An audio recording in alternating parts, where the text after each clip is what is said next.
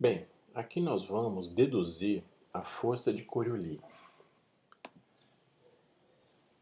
Nós vamos usar a força de Coriolis como um exemplo para estudar as forças fictícias. Então nós vamos nos basear no problema, vamos entender esse problema associado ao movimento de rotação da Terra, vamos deduzir a força de Coriolis e aí compreender o papel das forças fictícias no referencial não inercial. Vamos imaginar então um caso prático onde nós temos o efeito de uma movimentação de uma grande massa, né, atmosférica e que dá origem aos furacões. Furacões, tufões, esses eventos grandes atmosféricos. Quando nós temos uma zona de baixa pressão, isso vai gerar um gradiente, né, de pressão, fazendo com que a força, a pressão externa seja maior, empurrando toda a massa atmosférica para dentro dessa zona de baixa pressão. Nessa figura aqui da esquerda, ela é representada, então, essa zona de baixa pressão e o gradiente disso, com os vetores azuis.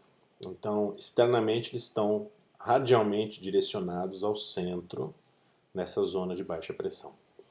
O que nós vamos ver é que a força de Coriolis faz com que a gente tenha, né, e ela aqui vai estar representado por esses vetores em vermelho, com que a gente tenha um certo deslocamento dessas massas, nesse caso aqui no sentido anti-horário, que é justamente o que a gente observa num furacão quando ele ocorre no hemisfério norte. Como, por exemplo, aqui tem uma foto, uma imagem de satélite do furacão Matthew de 2016.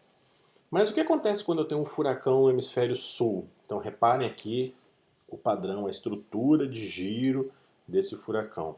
Quando eu tenho um furacão no hemisfério sul, isso é mais raro, mas acontece também. Como exemplo, nós temos o furacão Catarina de 2004, que ocorreu basicamente na costa do estado de Santa Catarina, que a gente tem Florianópolis, Curitiba, Porto Alegre, então na costa do estado de Santa Catarina, que deu o nome ao furacão.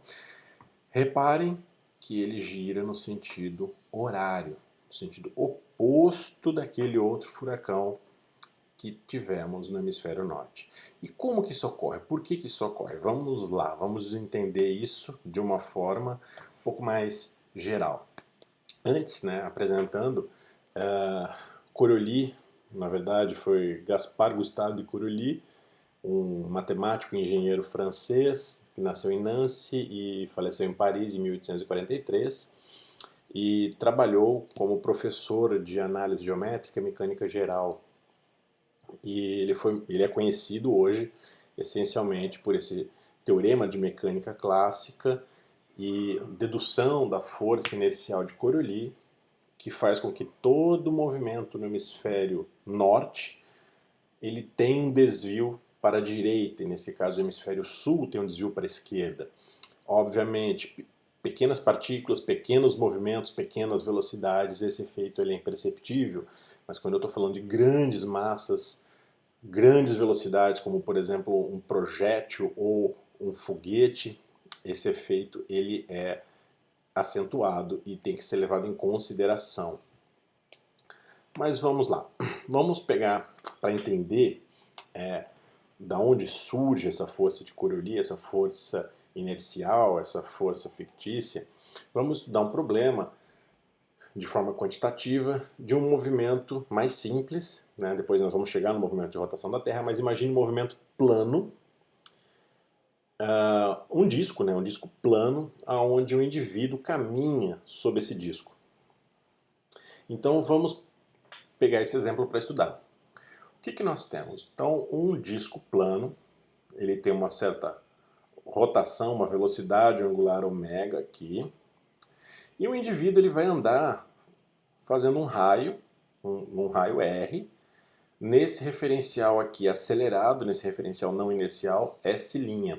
Enquanto eu tenho um observador externo que está no referencial inercial S.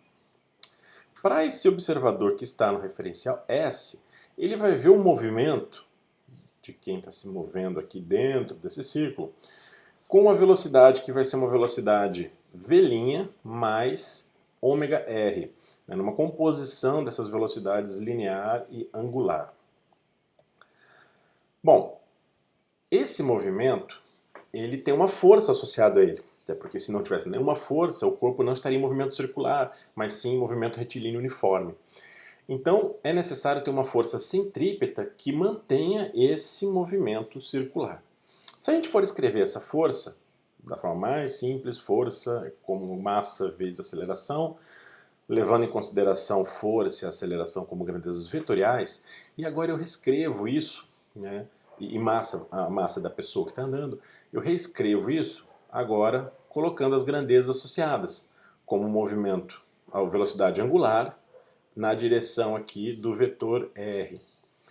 Podemos escrever isso agora fazendo a substituição do movimento angular pela velocidade linear, né, na segunda forma da equação.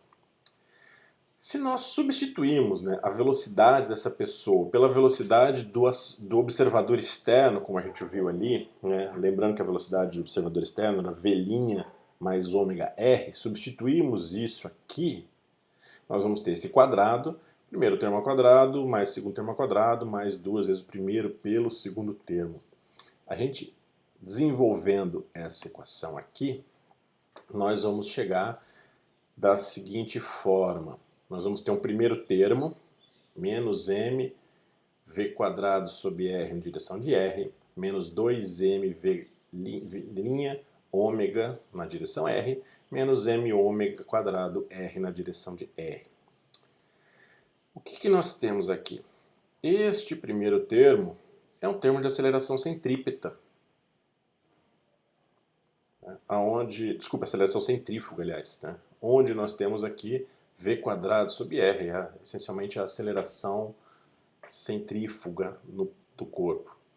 O último termo é um termo também, né? Ômega quadrado r aqui, a aceleração angular vezes a massa, é a força devido ao giro da própria plataforma, né? Do referencial acelerado S'.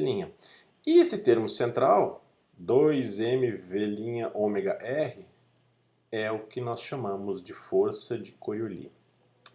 Então, usando apenas essa força aqui, essa força que não estou levando em consideração sinal, né, produto duas vezes a massa vezes a velocidade angular, velocidade linear na direção r. Essa força de Coriolis, então, ela tem as seguintes características. Ela independe da posição da partícula, ou seja, independente da posição que a partícula estiver no disco, ela vai sentir essa força da mesma forma. Ela é diretamente proporcional à velocidade da partícula e à velocidade do referencial, né? O v' aqui é a velocidade linear da partícula e o ômega, velocidade angular do referencial girante, né, da plataforma. E é proporcional à massa, né? Então o que nós temos é que essa força de Coriolis ela é perpendicular na direção da velocidade, né? Ela é perpendicular na direção da velocidade, que nós vamos ter esse produto aqui na direção r, e vai desviar o movimento à direita do sentido da velocidade angular. Nós vamos já ver isso com forma vetorial, vai ficar um pouco mais claro, mas é importante a gente ter essas características, que a força de Coriolis não depende da posição onde a partícula se encontra dentro desse referencial, mas depende da velocidade que ela se move, da velocidade angular do referencial, ou seja, da velocidade de giro do referencial, e depende da massa. É por isso que pequenas massas e baixas velocidades lineares fazem com que a força de Coriolis seja praticamente, né, imperceptível para situações cotidianas.